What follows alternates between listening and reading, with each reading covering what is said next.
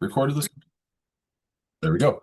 Okay, so today is the 30th. It is 12:31 p.m. I'm going to go ahead and get into our biochemistry class. Um, Now, the one thing that I wanted to mention with respect to this class was I wanted to bring up the exams and just to make sure everyone's on the same page when it comes to grades and performance in this class. Um, One thing that I want everyone to just to remember is that on your exams, basically you should have an objective to do better every successive exam. So exam two, which we will take on 10/23, which I've got all the slide decks for that between now and then. I've got all those posted.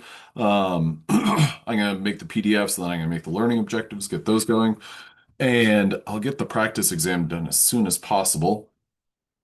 So 10/23 is our next exam. This will cover exam one and exam two stuff. So this is your opportunity to, if you do better on this next exam, which is on the 23rd, that means that grade will replace your exam one grade. So aim to do better every single exam, and your grade will increase pretty dramatically. Then the other thing that I get asked about this after um, giving exams was, do you curve? Do you adjust the grades? I don't curve grades, or I do not curve exam grades. What I would do at the end of the semester, end of semester. So end of the semester, what I'm going to do is I'm going to take everyone's complete average, and I'm going to line them up from highest to lowest. And what I'm going to be doing is I'm going to be adjusting the A, B, B, C, C, D, D, F cutoffs. Could anyone tell me in the chat, approximately or typically from your experience, what grade constitutes um, A? What point total? Okay, 90. There are some people who are pretty hard liners on 90 and above. That's it. I don't round. I believe in rounding. Now, typically, whenever somebody rounds, then it's like 89.5. Um, but here's where I have a little bit of a conundrum. Whenever I have someone who has an like 89.50, I think in most classes that's going to constitute an A. But what about the person who has an 89.49? Um, that's the place where I'm like, oh man, that stinks. And there has to be a highest B. There's no doubt about that. But to me, these two grades, and I'm actually going to adjust these so that's 89.5 and 89.4. Those grades to me, after you've taken three in-class exams and a final, you've completed homework assignments, you've completed quizzes. That to me ends up being like, well, the difference between those is very marginal. Like if I always like to go with a hypothetically, if you were to restart the semester, would those two people end with the exact same grades? Probably not. Those people would probably flip. And this is a hypothetical, so I'm not going to argue about like, well, chances of that. But to me, those grades are pretty much the same. And as a result of that, what I always do is I look for natural breaks in the grades. And so let's say that I have these grades and then I've got an 89.3. Well, what I'm going to do is I'm going to look at this and say, well, the point 0.3 is basically the same as the point 0.4. The point 0.4 is basically the same as the point 0.5. I got a private message. Is the homework one grade going to be posted soon? I apologize. Yes, I will get that done before the end of this week, and I'll have your second homework up in response to that as well. So I apologize for dragging my feet on that. There's no excuse, so I will get that done. Okay, so back to the grades. If we have an 89.3, that to me is effectively the same as the point 0.4, which is the same as point 0.5. And as you can imagine, the point 0.2 is similar to the point 0.3, which is similar to point 0.4, and so on. What I look for are what I always refer to as natural breaks in the grades. And so if I have someone with an 89.3, and then I have my next person, next highest grade as an 88.6, that's where I'm going to split it. I'm going to say my lowest A is this 89.3 and my highest B is the 88.6. That stinks. That there has to be someone with the highest B.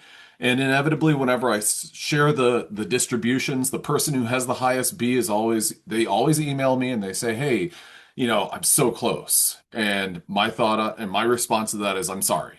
Um, so at any rate, those are the two important points that I wanted you guys to take away from this. One is that I don't curve, but I look at your grades, your average at the end of the semester. And the second item is that you should aim to do progressively better on each successive exam. Okay, so does anyone have any questions on that? If you do, feel free to send me a private message. Otherwise, I'm going to go ahead and proceed. Now, we've got a couple of poll questions today. I've got about four of them, so that's an opportunity for you to get your participation points. Now, with that, we are talking about protein and ligand binding. Now, the important part about protein ligand binding is that we will use an example of hemoglobin, myoglobin, and oxygen. Now, the important takeaway from all of this is that this is just a model.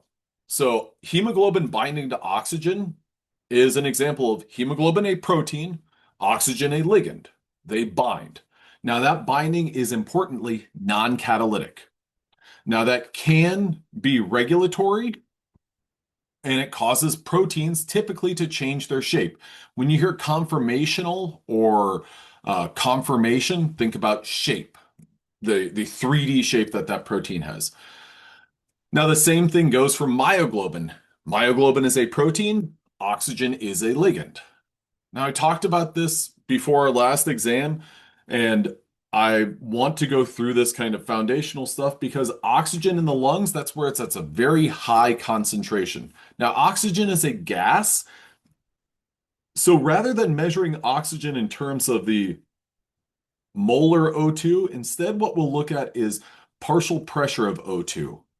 So PO2 indicates pressure of O2 or partial pressure of O2, which is effectively the same as our concentration of O2. So it's just a little bit of a shift on terminology that we use. So oxygen, the highest or the most abundant source of oxygen in your body is within your lungs. In your lungs, you have little alveoli that those alveoli have a membrane that's permeable for oxygen. Oxygen's able to get through, and it's able to bind hemoglobin in red blood cells. Hemoglobin in red blood cells will traffic from the lungs down to the tissue, at which point the O2 is going to be released. Now, typically when we talk about O2 release in the tissues, there's kind of an idea of like, oh, well, all four oxygens get released. That's not exactly the case. I think it's about 30 to 40% of the oxygen that's transported from the lungs to the tissues, about 30 to 40% of it gets dropped off. But for the sake of a simplistic model or a simpler model, let's just imagine that one hemoglobin molecule picks up four O2s in the lungs, moves them through the arteries to the tissue where it releases all of those. Now, those O2 molecules can go two different ways. One, they can go to the powerhouse of the cell, which my wife, who's an attorney, she said, "Oh, when do you get to talk about the mitochondria?" That's the powerhouse of the cell. She remembers that. She remembers that from like a high school biology class, I think. So that oxygen can go into the mitochondria where you can completely bust up a sugar molecule and you can get as much energy from that as possible. One of the byproducts from that is carbon dioxide. Okay. In addition to oxygen going to the mitochondria, oxygen can also find its way to this molecule, myoglobin, where it's held onto and then it's released whenever it's needed. So the muscle has this myoglobin and holds on to oxygen whenever it's available, but then when the concentration or the abundance of it is super low, it releases it. Okay, so now you can kind of think about it as input is O2, output is CO2. That resulting CO2 can react with H2O to form HCO3 minus. We'll revisit this reaction a little bit later on, but that CO2 ultimately is going to make its way back through the veins with the help and be released as CO2 in the lungs so that you can exhale and get it out of there. Okay, Myoglobin and hemoglobin, those are two proteins that are structurally fairly similar to one another, but they have some variations. First of all, myoglobin is a monomer, hemoglobin is a tetramer. Now, myoglobin and hemoglobin, structurally, they're very similar to one another. This globin fold structural motif is what makes them similar. In addition to that, if you look at these two letters or these two models with all these different letters, there's lots and lots of helices that make up both myoglobin and hemoglobin. I said this whenever I previously introduced hemoglobin and myoglobin, and I gotta say it again. One thing to be aware of is that you don't get four myoglobins to make hemoglobin. Okay, so it's four hemoglobin subunits that make up hemoglobin. One myoglobin subunit makes up myoglobin.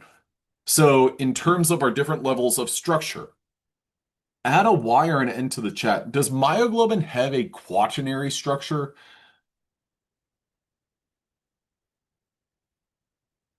No, it does not. You're absolutely right. It does not have a quaternary structure because when you think about the different levels, tertiary structure is the 3D structure of a single polypeptide. Quaternary structure is the 3D structure of two or more polypeptides, how they fold. Okay, so myoglobin, no quaternary structure. Hemoglobin has quaternary structure. Okay, now here's our kind of snapshot in at myoglobin. This heme group is also known as a prosthetic group. It helps myoglobin do something that, well, it otherwise could not. In the absence of heme, well, myoglobin is not going to be able to bind oxygen with much affinity. It has a most of myoglobin and most of hemoglobin, for that matter, is a bunch of alpha helices. Okay, now this prosthetic group, heme, this is known as a porphyrin ring. This is a molecule that is synthesized from the amino acid synth from glycine. Um, if you go on to take metabolism, this will be important information. For the time being, though, it might just be kind of trivial information. At the center of it is an iron 2 ligand. Now, that, as we know with our transition metals, like iron, it can jump between different oxidation states. It could be Fe plus 1, Fe plus 2, or Fe plus 3. Now, what do we know about these different ions? Well, they have different numbers of electrons. And as a result of having different numbers of electrons, they're going to vary in size a little bit. Now, what is optimal and ideal for heme is to have an iron 2 plus ion in the middle. That helps position and basically flatten out this ring. Now, on the bottom side of this heme ring, is a histidine. So this polypeptide, or this, what I just drew as kind of squiggly red lines, that is the remainder of the polypeptide that makes up hemoglobin or myoglobin. So this is not just like a free amino acid. This is a histidine that's within this structure. Now, with that in mind, I'm going to circle this nitrogen. This nitrogen has something that is important to know about. This is as we know, histidine is an ionizable amino acid. Um, Give me a P in the chat if you think that this amino acid is protonated, and a D in the chat if you think that it's deprotonated.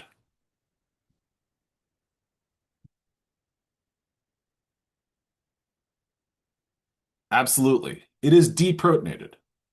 Now, whenever this nitrogen here is deprotonated, so this nitrogen that I'm drawing a little arrow to, I've got one, two, I'm trying to draw them like faintly but visibly.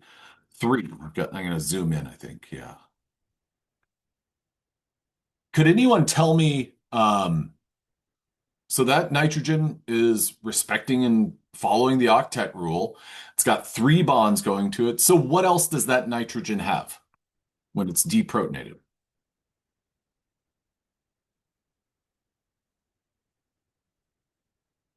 In order to lone pair. It has a lone pair of electrons. Absolutely. Great job. So it has a lone pair of electrons.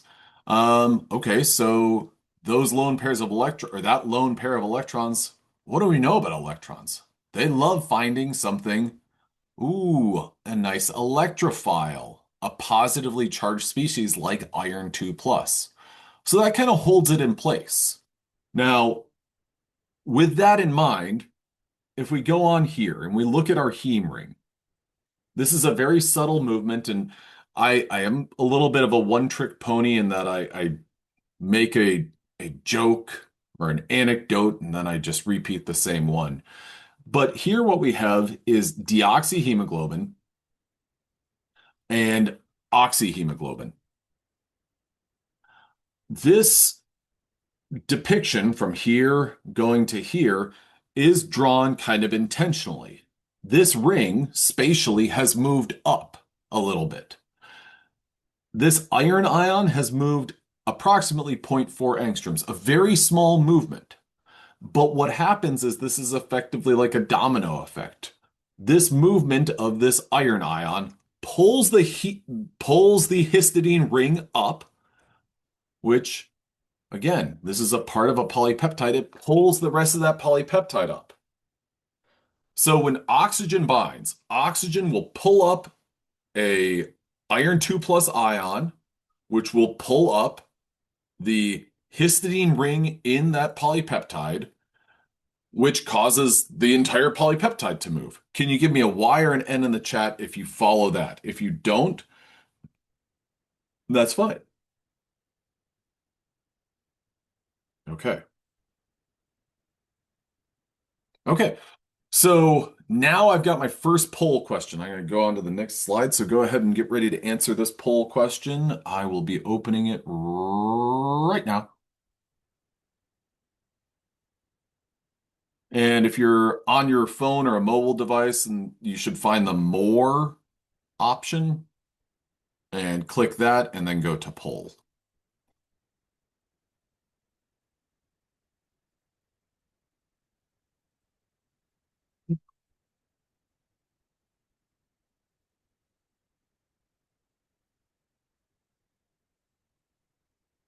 Now, what I was looking for, and actually, I tried to say this was after a couple of drafts of my question. Um, Responsible for positioning Fe2 plus to position oxygen. And then, yeah, there we go.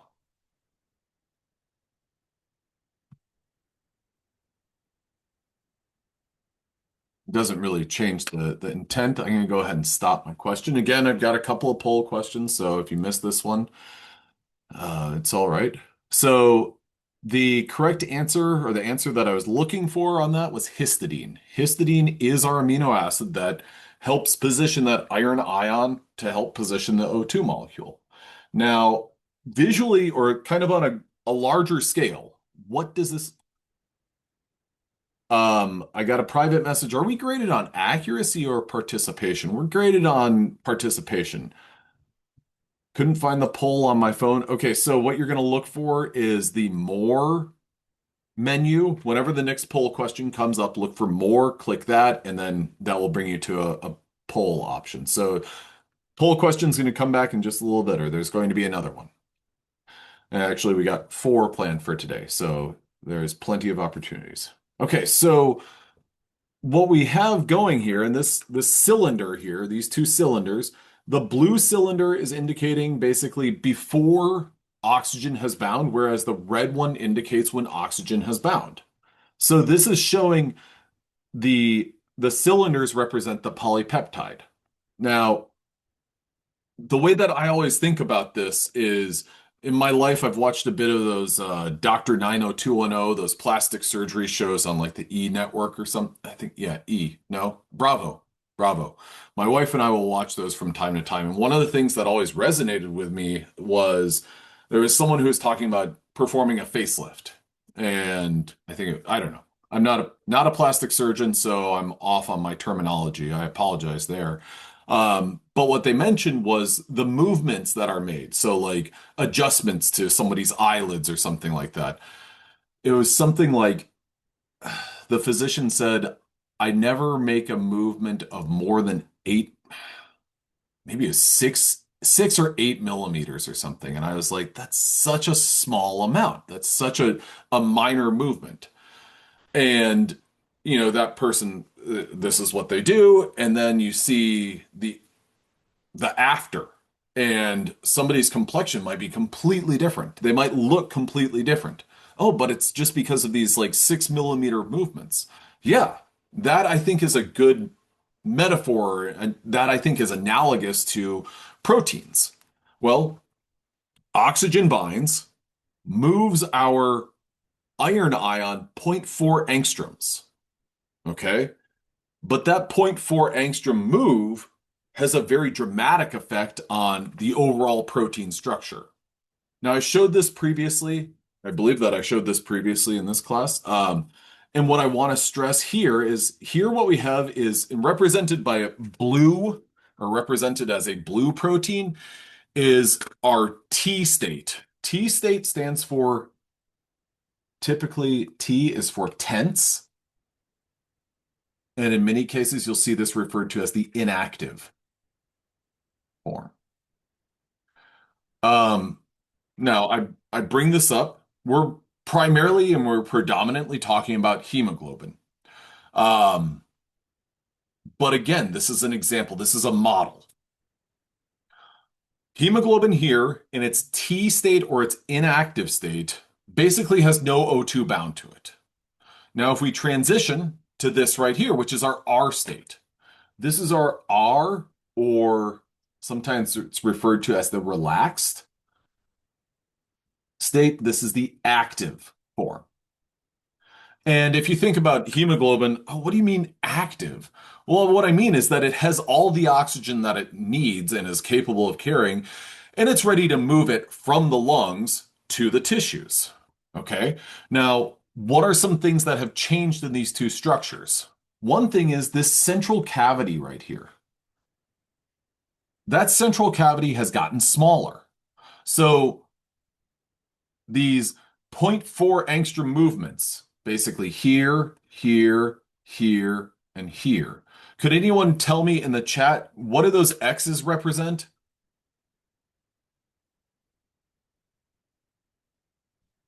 Heme. Exactly. Represent all of our heme molecules where O2 can bind. Now, with that in mind, for a hemoglobin molecule, could anyone tell me in the chat how many O2 molecules can hemoglobin bind? Four. Perfect. It's a tetramer. Each subunit can bind one O2 molecule. So we've got a grand total of four O2s that can bind. Those X's, each one of those places where these little zero point 0.4 angstrom movements are going to take place. Those zero point 0.4 angstrom movements are going to result in kind of a dramatic shift, that central cavity shrinking down a little bit. And, if you're looking at these two proteins, it looks like it, to me, it's almost like, well, globally they kind of look the same. It's a big coil of coils, but they've moved. They've all moved. It's almost like you have two snakes or something like that, or well, four snakes, I guess would be more appropriate. And those snakes, they all move from this spot to this spot, but they are all something's different about them. Okay. Now, that's the important thing with respect to heme binding O2. The T state is our inactive or our tense state. The R state is the active or relaxed state. Now, again, the R state and T state, those pieces of terminology, those can be used for other proteins because there are other proteins that follow this same sort of T and R state modeling. Oxyhemoglobin is our active form, or our R state of hemoglobin. Now, When it comes to the oxygenation of heme, this does have kind of a macroscopic scale and macro visual for us. The binding of O2 to the Fe2 heme complex alters the electronic state of the complex, which results in a change of color of basically our blood. Now, if you look at this right here, this graph shows us our relative abundance versus our wavelength of visual light.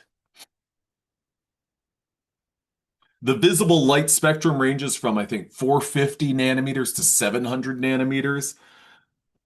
And right at about 560, we're going to see our highest absorbance of our deoxyhemoglobin, which is our T state. Our R state is going to absorb the most light at approximately, I'll call that 530 and about 580. Okay, so with that in mind, I have a Garmin Forerunner 945. And every time I bring up Garmin Forerunner 945, I get $0 in compensation as a unpaid sponsor of Garmin. But one of the things about this is that it's got these lights. And those lights effectively are a spectrophotometer or spectrometer. And what that's going to do is it's going to shine light into my wrist and it's going to basically detect how much oxyhemoglobin and deoxyhemoglobin I have. And this ratio, does anyone know the device that's used? They put it on your finger when you go to a doctor, and it will give you a measurement. I know that someone in here is going to want to be a doctor, a physician, or go into PA school or nursing school. What's the thing that in doctor's office or in the ER they put it on your finger and it measures pulse ox? A pulse oximeter. It's effectively working on the under the same principle. And it looks at, well, how saturated is your blood? If so these are devices that basically look, is all of the blood within your is all the blood in your body fully oxygenated? And if you have low perfusion or something like that, or if your chest or your heart isn't pumping as well as it could, well, then that number is going to drop.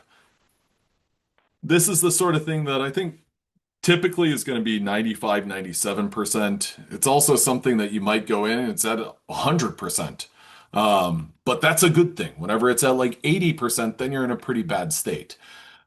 Okay, so that is looking at, well, how much of your blood has oxygenated hemoglobin? How much of it has deoxygenated hemoglobin?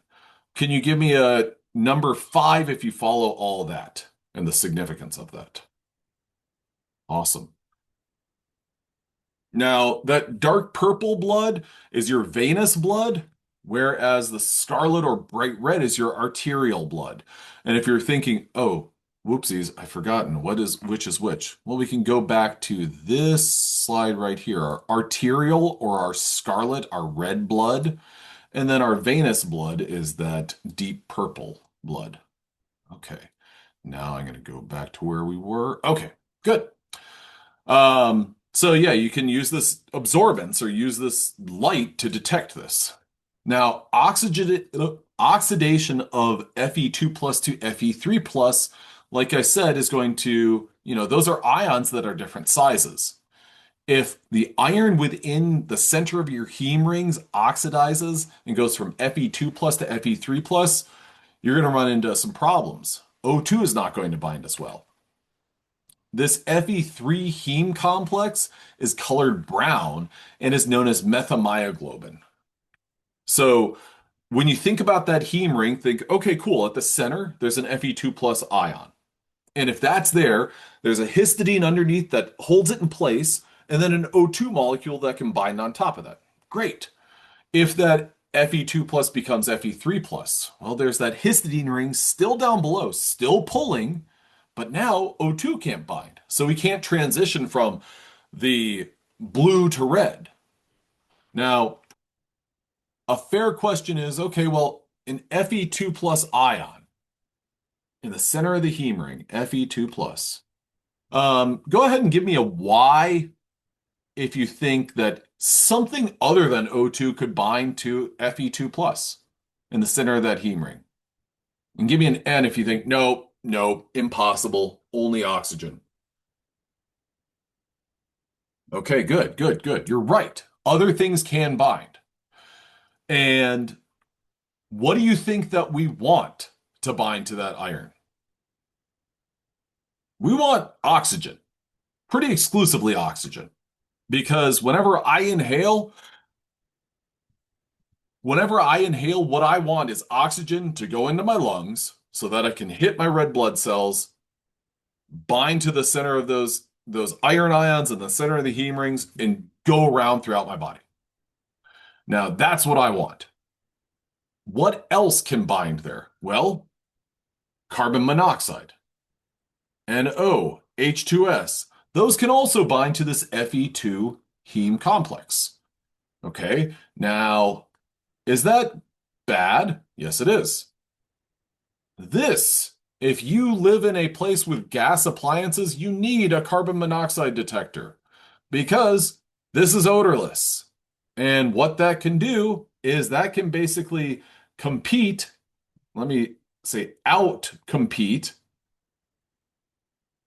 O2. And so that can kind of bully the O2 out of binding to heme, in which case your body is then transporting a bunch of carbon monoxide throughout, or sorry, your bloodstream is transporting carbon monoxide, which can be fatal.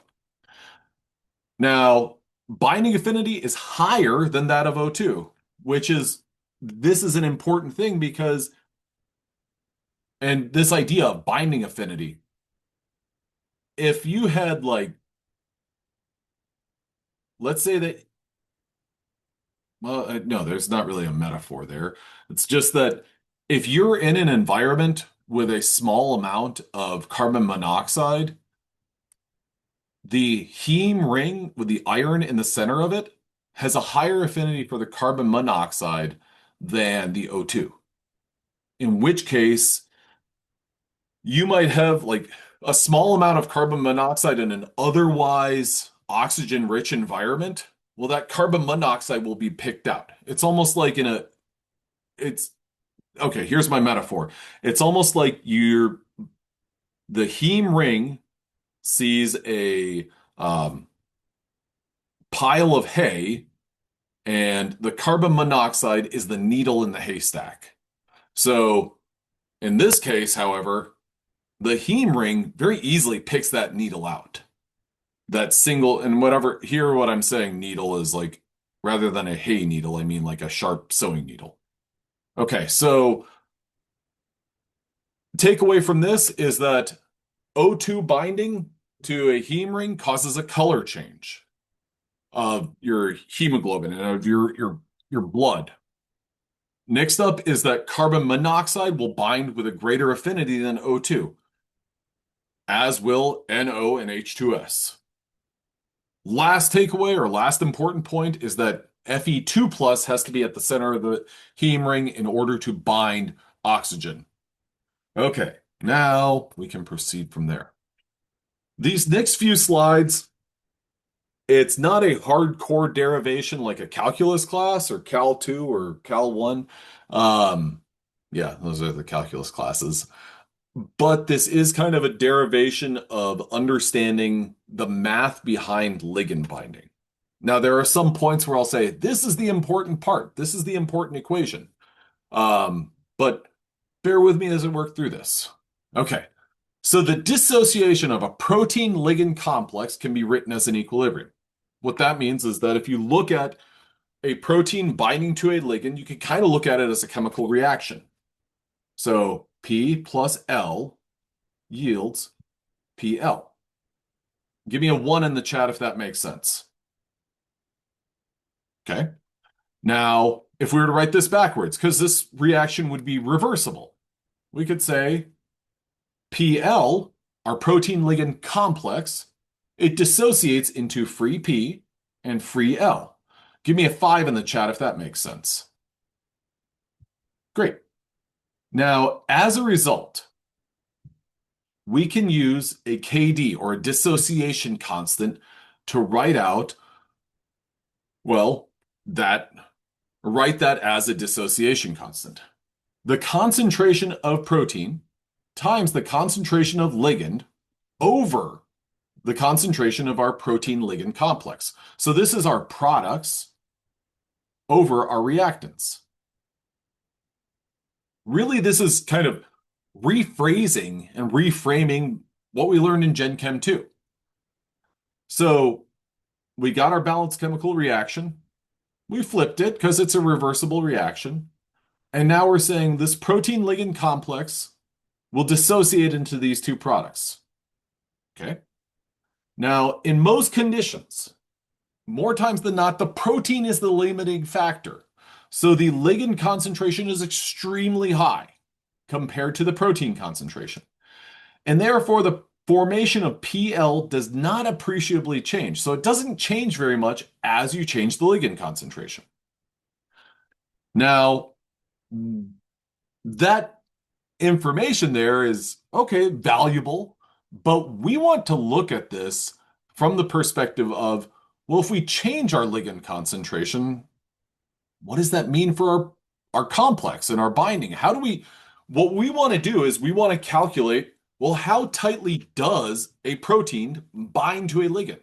We want to see how tightly does hemoglobin bind to oxygen? How tightly does hemoglobin bind to carbon monoxide? We want to quantify that. Okay, so the fractional percent of ligand binding sites occupied can be represented using this.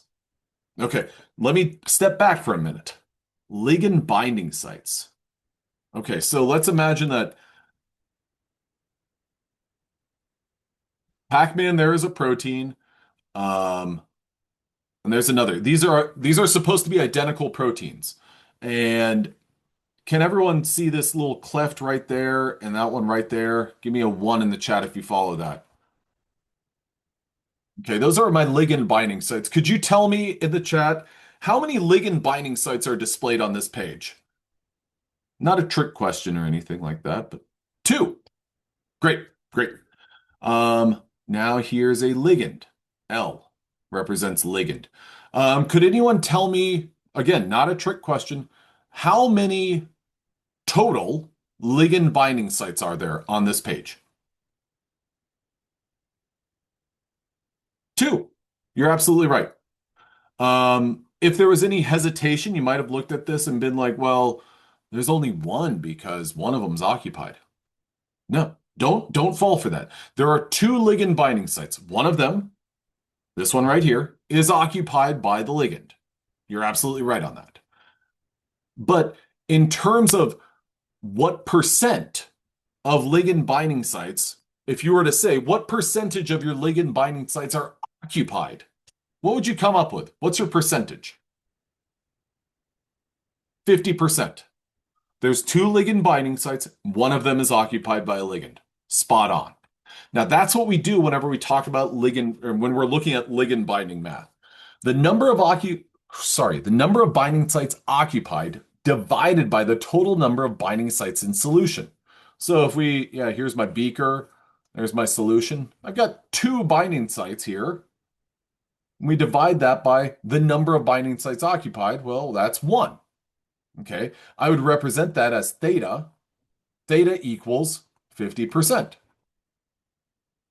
Now, we can use what we just talked about. We can use this terminology, P, right here. That means that represents our free protein. That represents our protein ligand complex.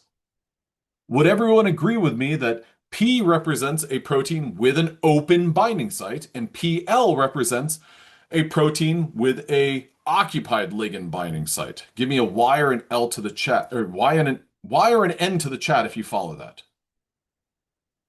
Okay, great. So that's what we do. We take this and we want to put it in terms of protein concentration, ligand concentration, and protein ligand concentration. I'm going to erase my beaker there. And this is what we come up with. PL, that's an occupied binding site. PL, that's an occupied binding site. Free P represents an unoccupied binding site. So the total number of binding sites is going to be from free P and PL. Can you give me a 7 in the chat if you follow that? Delightful. Okay. So we want to take that information as well as what we've already kind of looked at and we already kind of understand, and let's consolidate this into using this theta because this theta gives us a sense of like, that gives us a point where we can throw a percentage and we can say 60% of our protein ligand binding sites are occupied. So we take that dissociation equilibrium and we rewrite it as this. Okay, now take a pause there and let's look at this for a minute. Okay. Oh, well, to go from here to here, what did we do? Well, we just multiplied each side by PL and then divided each side by KD. So we just did some algebra to rearrange it. Could you give me a 6 in the chat if you follow that? So just a little bit of algebra. Now, with that in mind, we have this new little definition. PL is equal to this whole thing right here. KD is a dissociation constant. KD is on the previous slide right here. It's a ratio of our free protein concentration times our free ligand divided by our PL, which is our protein ligand concentration, that complex concentration. So we haven't quantified it yet, but we're working around that. Okay, so now I've defined PL. So I could substitute in this equation right here. Anywhere that I see PL, I could take this and plug it in there. So I'm going to do that. Plug it in there. Plug it in there. And whenever I get all the way through that, I end up with this whole thing right here. So again, this is kind of a derivation, but I'll just go back. So I took this equation, this theta equals PL over P plus PL. I got my new nice definition of PL, and I substituted that in. And I got this. So that's where this came from. I was working to get to theta because theta is my fractional percent or fractional percent occupied. Okay. Now, I simplify that. Remove some of these variables. I dice it down to that. Whew. Theta is equal to ligand concentration over KD plus ligand concentration. Ooh, that's nice. That's nice. That's simple. There's not a whole lot going on there. In addition to that, this really kind of originated from this problem right here. Most conditions, ligand concentration is extremely large compared to our protein concentration. And so we're not going to really change our protein ligand concentration as we change the ligand concentration. So that's kind of tough. But here what we have is a point where we can say, well, whenever we input a specific ligand concentration and the KD, well, then we can say that, heck, based on with a L concentration of, I'll just say 4 micromolar, my theta equals 32%. I'm just throwing arbitrary numbers. The 4 and the 32% are just sort of thrown in there. Now, on a scale of 1 to 3 being 1 being, oh, I got it, to 3 being, oof, and 2 being, I think I'll get there after I look over it again, but I follow a little bit. Enter your kind of assessment of yourself. Okay. I think a 2 is a good place to be. I think a 1, it's a great place to be, but I think a 2 is a good place to be. Again, this is recorded. I can post it on our Canvas page like always. Okay. So the equation, or this equation, allows us to express fractional percent ligand binding as a function of our ligand concentration. You know what? I'm going to display this graphically. We're going to look at graphs because the graphs are arguably the most important part of this, Emily. And whenever I do that, I think that will clear some things up. Okay, so visually, so here's our graph. This makes a hyperbolic curve. Okay, in the event that you're thinking, Hyperbolic. Ooh. Geometry. Ooh. Algebra 2. Ooh. High school. Ah. Well, don't worry. Ligand binding. How does O2, or how does the binding of O2 to myoglobin, remember, what is O2 here? That's our ligand, and myoglobin is our protein.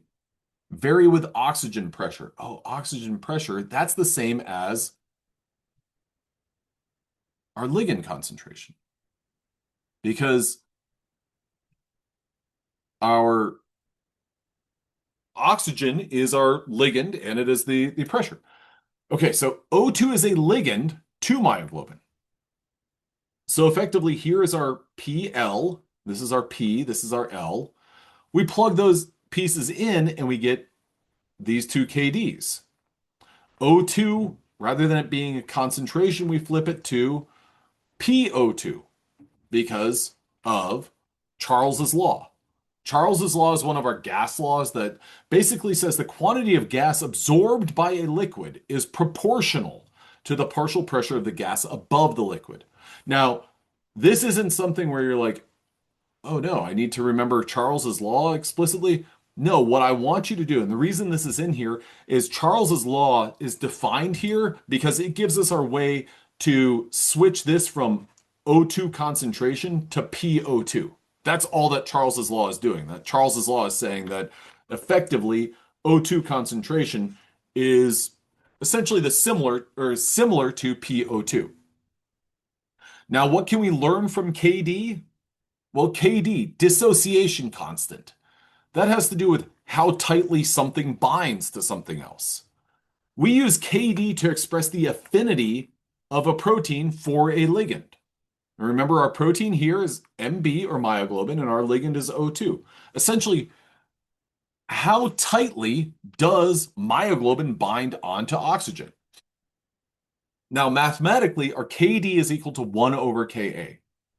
The lower the KD, this is if there's like one soundbite that I want you to take away from this lecture, it's this one right here. This is my political talking point for this class period. The lower the KD, the higher the affinity of the ligand for the protein or to the protein. So essentially what that means is the less that is needed shows that it is more tightly bound, or the protein more tightly binds that ligand. Okay, now oxygen binding math. Okay, why? We just do a little bit of a pivot. This is what we've been looking at is this theta. Theta is binding sites occupied divided by the total number of binding sites in solution. When we are talking about protein ligand complexes, we use theta. When we're talking specifically about oxygen binding proteins, we make a minor change. Rather than theta, we use Y. This is the percent oxygen saturation how this can be described. So MbO2, which is our Pl complex, over free P plus Pl. Now, Y is equal to that, and essentially there's our KD. So our two equations, the two unknowns give us, after the math, gives us this. Y is equal to PO2 over KD plus O2. Now, I want you to come back with me because this next slide is going to give us that visual representation, and it's going to introduce us to one of the more important points of this section, talking about hemoglobin and myoglobin. This right here is an oxygen binding curve. YO2, you could think about this as, well, fraction of O2 binding sites occupied. Can you give me a 1 in the chat if you follow what the y-axis represents? Okay. Now we're putting together a plot. So an XY axis, that's what we care about. So we need to know about the X axis. The X axis represents the pressure of O2. Think about this as our O2, and I'm fine describing it or you describing it as our O2 concentration. How much oxygen is in the environment or how much oxygen is being evaluated. Now, with that said, this is just like a game of Battleship. If I told you the PO2 was, let's go with 6 torr. Okay. Give me a 8 in the chat if you can find that. And is that on the x-axis? Say maybe right there. Okay. Now, this is like one definition. I'd say, hey, the O2 concentration is effectively 6 torr. Great, cool. In that environment, this myoglobin, the question is what percent saturated? Okay, so for that, what we would do is we would effectively, I'm going to draw a nice dashed line going up here. I'm going to end up right there. Now I'm going to draw a dashed line from there to there. So could anyone tell me, you can tell me the fraction or tell me the percent saturation.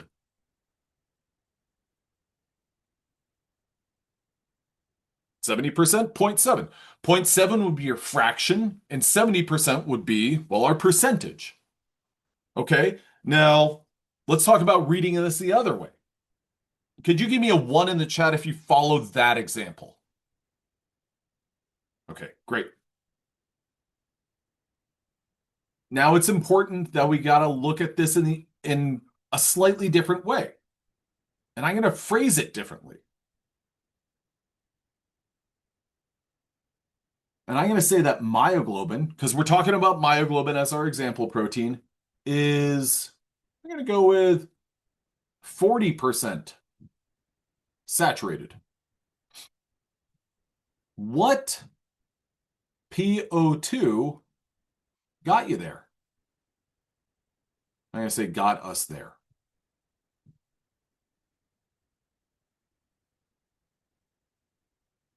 3-ish. I like it. How do we do? Okay, so 40%. Again, this Y is either a fraction or a percentage. I went ahead with 40%. I called it a percentage as opposed to 0.4, but I'll switch this out and I'll say 0.4. So it's 0.4 saturated. So that's right here. And I'm going to go right there. And then I'm going to dash down. Boom, boom, boom. Right there. So yeah, I'll give 3-ish. Maybe, no, I'm going to go lower than that. Yeah, I would go with 2. Okay. Now, can everyone give me a 3 in the chat? Let's go with a 9 in the chat if you followed that, working through that. Excellent. Okay. Now, with that in play, one of the things that I want you guys to understand is there is a particular point that we use to evaluate oxygen binding proteins. And that point is known as our P50. Okay, if you look at that term P50, do you think that has to do with, should I extend this on to go to 50? Give me a Y or an N if you think that this is what I should do.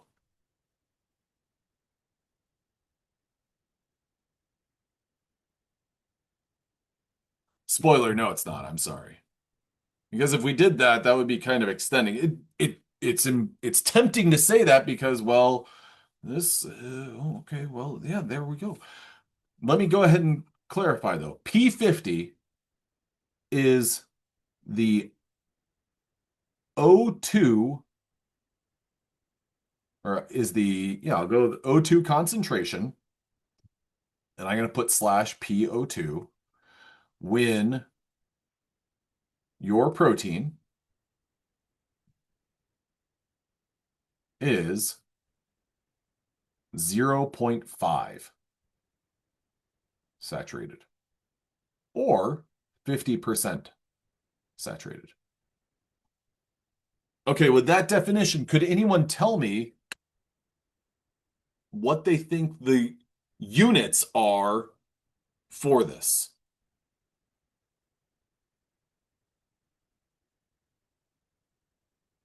It's going to be a number because we know that our when our protein is 0.5 saturated, would everyone agree that this right here is the point on our y-axis where our protein is 50% or 0.5 saturated or 50% saturated? Okay, so we've got a nice dashed line there. Could anyone tell me now what are the units for this?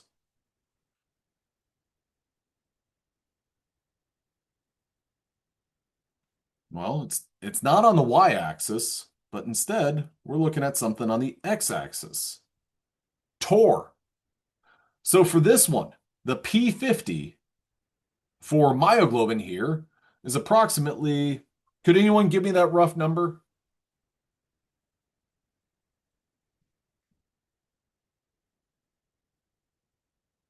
I okay, you guys are saying three every.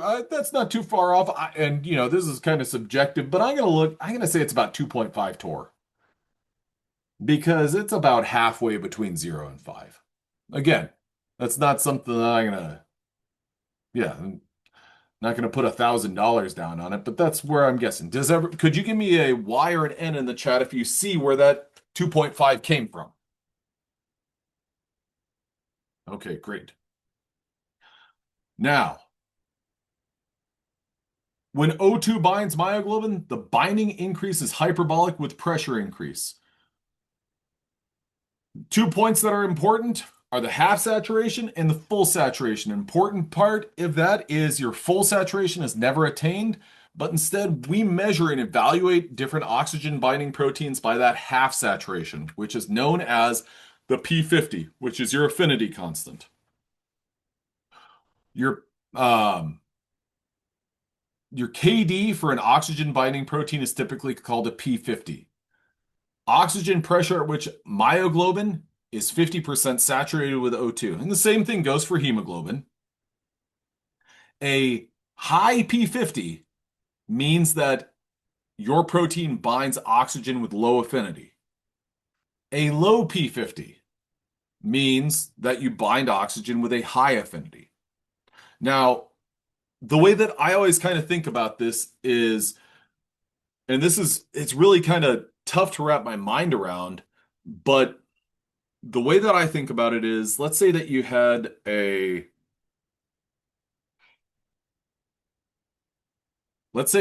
a not a petri, a plate.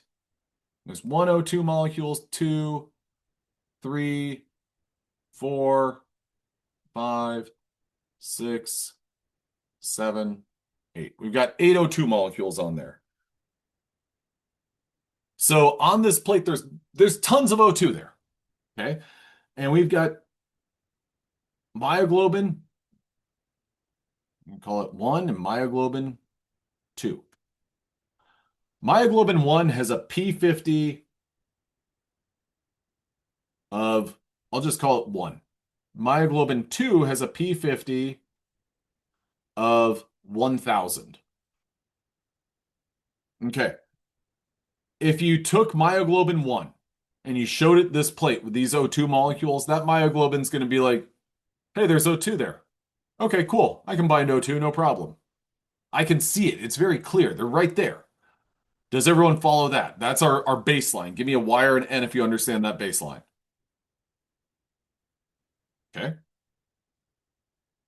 Now we've got myoglobin 2. Has a much higher P50. So with a much higher P50, how does it behave?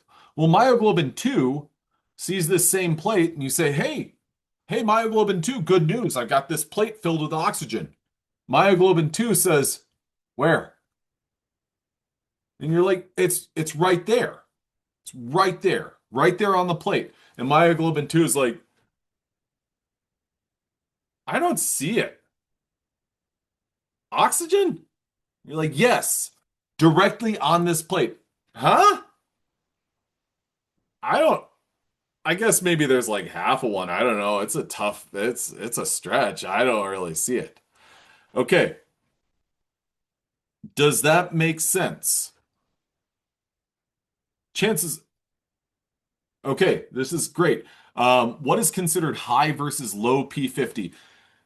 Um, it's going to be okay. So right now the atmospheric pressure is going to be like 770 torr. Um, in terms of the way that you'd be asked that sort of question, I will always provide you with a number. This is high, this is low. I would give you two numbers effectively. Um, so it's in like the tens would be considered a low PO2, like somewhere 20 to 50 or so. Okay, now O2 binding parameters. Here's what it looks like. Our theta or our Y. When we look at this graph in particular, we've got two different curves. This is the important thing that you need to know about myoglobin binding curves. It's important to look at how these two different curves shift. So if we look at this one, our P50 for this myoglobin versus this myoglobin, P50 here, well, we could call that, or between these two, this X, I'll say X1 and X2. X1 is a strong O2 binding protein, whereas X2 is not a strong O2 binding protein because it has a higher P50. It's weaker binding. The binding is considered weaker when it takes a greater amount of oxygen to reach that half saturation. In terms of how this would be applied and how you could see this, imagine someone who has a P50 of myoglobin who goes to a higher altitude. Well, the O2 concentration or the O2 pressure is going to be lower, so it's going to be a little bit harder for them. We'll get more into altitude a little bit later on, but for right now, high P50, low P50. A high P50 means weak affinity, low P50 is a strong affinity. Now back to that T to R transition. Oxygen binding initiates a series of movements that result in the shift from the T state to the R state. The movement affects predominantly the quaternary structure of these alpha beta protomers. So hemoglobin has four subunits, two alphas and two betas. These alpha beta proteins or these alpha beta subunits come in contact with one another. Essentially, hemoglobin is referred to, HB, is a dimer of dimers. One dimer or one alpha beta dimer, and then another alpha beta dimer. Now, oxygen binding and conformational change. When O2 binds, we see this change take place. That cylinder, that helix shifts. Now, what we're seeing is the blue cylinder represents oxygen without oxygen bound. The iron is out of the heme plane, whereas the red one represents when oxygen is bound. That iron is pulled into the heme plane. This pulls the F8 or histidine F8 into, or it moves it basically, which causes the entire structure of the protein to change. The F helix moves when oxygen binds. Now, what this ultimately leads to is O2 binding causes a conformational change in the subunits. This reflects something known as cooperativity. Cooperativity, kind of teamwork. Okay? So, as more O2 molecules bind hemoglobin, hemoglobin transitions from the low affinity T state to the high affinity R state. Now, check this out. The T state has a low O2 affinity. Okay. The R state has a high O2 affinity.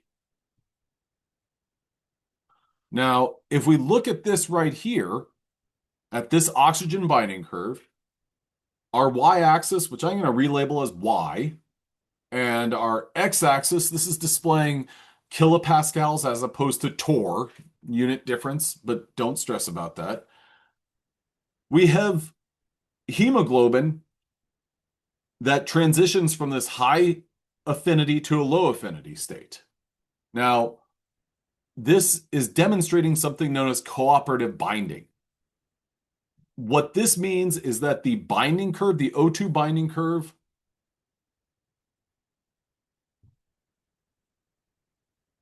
for hemoglobin is sigmoidal.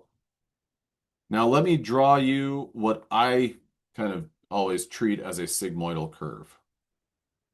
Yeah, it's not drawn very well, but there we go. That red line is kind of my sigmoidal curve. What this is demonstrating is that our T state is that our at an O for our oxygenated form of hemoglobin or our D for deoxygenated form of hemoglobin? Right. This is the deoxygenated form of hemoglobin. Now, this is where it's particularly challenging. Deoxygenated hemoglobin has a low affinity for O2. Wait, deox hemoglobin without oxygen kind of doesn't really want to bind oxygen. The R state, by comparison, oxygenated hemoglobin, well, it has a high affinity for O2, so it wants to bind oxygen. Now, this is a phenomenon that's only going to be seen in small subunit or multiple subunit proteins. I have this model that displays it. Oxygen binding changes myoglobin and hemoglobin conformation. In hemoglobin, adjacent subunits affinity for oxygen increases. This is known as positive cooperativity. Okay. Give me a one in the chat if you, well, no, it doesn't matter. You don't have to. Let me just share my experience. When I was in junior high school, I remember I went to two dances. And what I remember about those two dances in junior high school was that nobody wanted to dance. They had music, they had pizza, they had high C and fruit punch. It was great, everything that you could look for. And they had a dance floor. And every single junior high schooler looked at that dance floor and they said, I'm not doing that. Oof. Because, and this is the wonderful thing about age. Have we seen the change in myoglobin with O2 binding? Are you talking about graphically? If you're talking about graphically, that is what this curve, these two curves represent. In terms of, well, myoglobin only binds one O2 molecule. So myoglobin is not a cooperative protein because it is a monomer.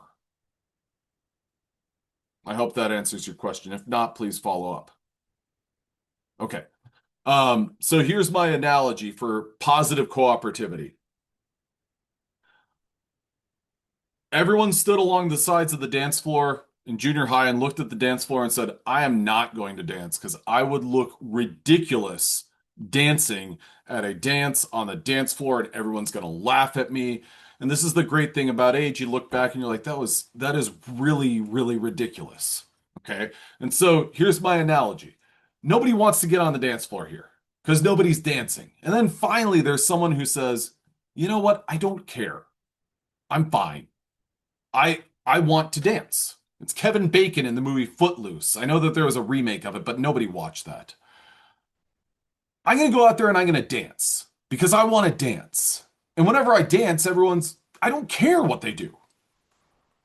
But then other people around are watching and they're like, well, that Kevin Bacon, he looks like he's having a lot of fun. You know what? I want to do what Kevin Bacon's doing. So I am going to join him on the dance floor. And then, oh man, there's lots of people out there.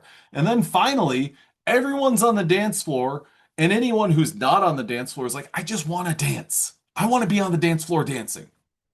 So essentially what this means is when no O2 is bound, There's no motivation to bind O2. Does everyone give me a one in the chat if you follow this idea? Okay. Now, at the other extreme, when O2 is bound at all four locations, I'll say four LOC on HB. Sorry for so many acronyms, but four locations on hemoglobin. There's kind of like that's when O2 affinity is highest. Does everyone follow that? Give me a three in the chat. Okay, wonderful. And that brings us to our next poll question. Our next poll question reads, which form of hemoglobin has the highest affinity for O2? Hemoglobin with 0 O2 bound, 1 O2 bound, 2 O2 bound, or 4 O2 bound?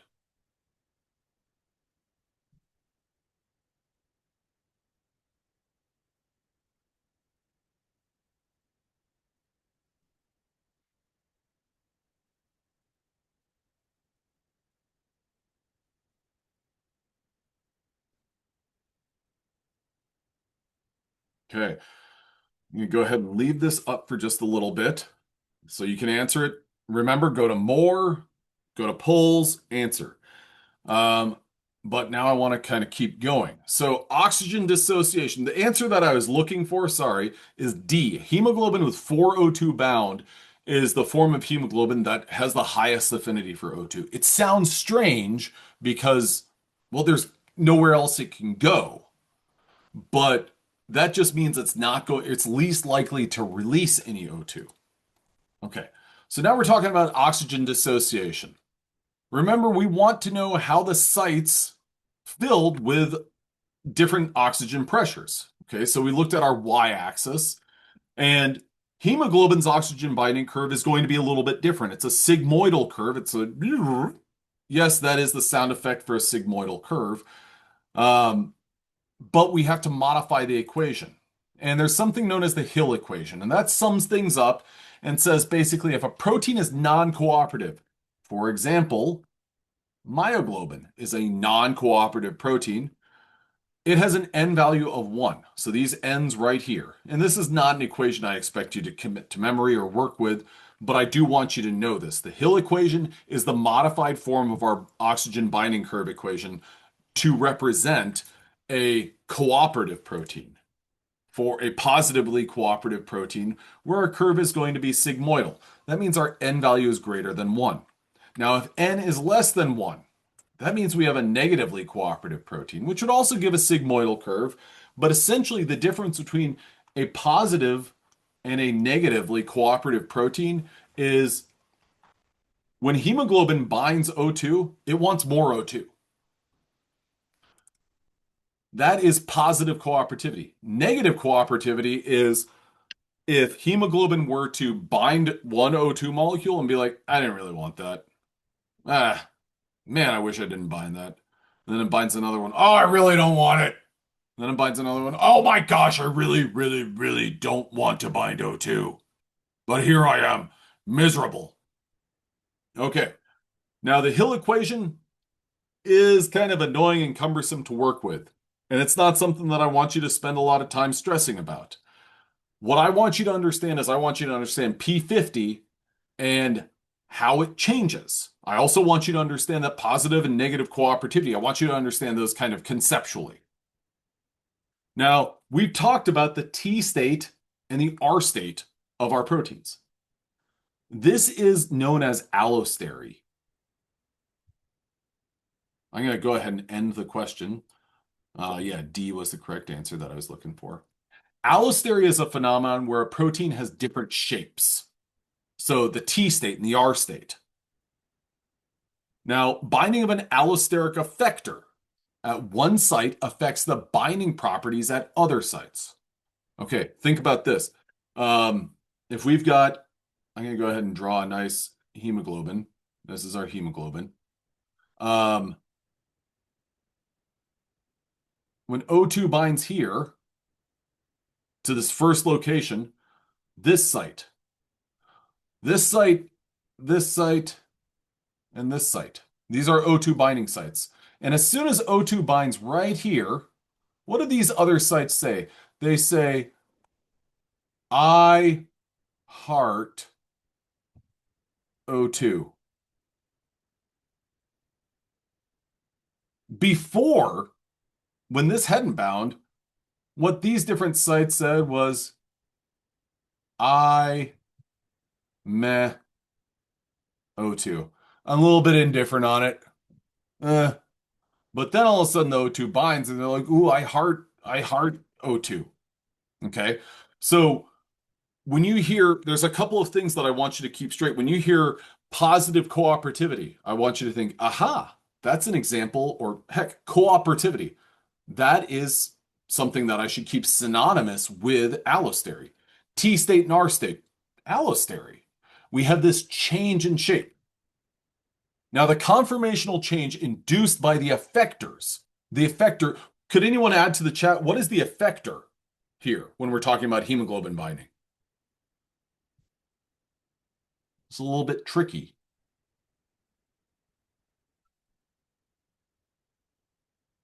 Not quite. O2. O2 is the effector. O2 is what binds to hemoglobin that causes these changes to take place. Now, the conformational change induced by the effectors interconvert the more active or less active forms of the protein. Now, I'm going to get through this slide. Yeah. Hemoglobin is a classic example of an allosteric quaternary protein. The structure of oxyhemoglobin is different from deoxyhemoglobin. We saw that with that central cavity was a little bit smaller. The heme groups are in different positions. Oxygen is an effector. This is our effector molecule. It is an allosteric effector. It's an allosteric effector, but also, what does hemoglobin want to bind to? Hemoglobin wants to bind to O2. So oxygen does two things. One, it binds to hemoglobin because hemoglobin wants to bind to it, but it also causes the shape of the protein to change.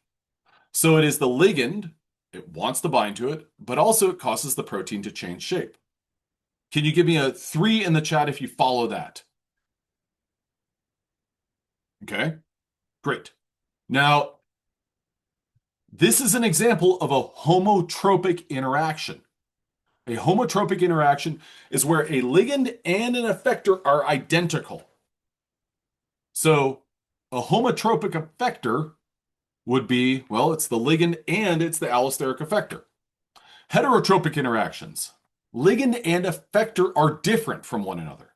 So what that means is that, hey, when this molecule binds, then it's like carbon monoxide is not the natural ligand of hemoglobin, but it might cause the rest of the protein not want to bind the ligand.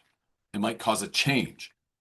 Okay, now I had a last poll question. I'm going to get to, where is it? Where is it? Did I? Oh, wait. No. Oh, here we go. Oh, dang it. No, we'll go with this one. Just a second. I'm going to make one minor change to this. The question is live. I'm changing it from is O2. Is O2 a homotropic or heterotropic effector? It's either homotropic, heterotropic, or a heteromorphic recombinator, or a diagrammatic hemiscopic tribulator. After you've answered this question, I want to say thank you guys for coming to class. I want you to get pumped up for Thursday. I'll be back. Look forward to seeing you. And then have a great Tuesday afternoon. I'm going to stop my recording.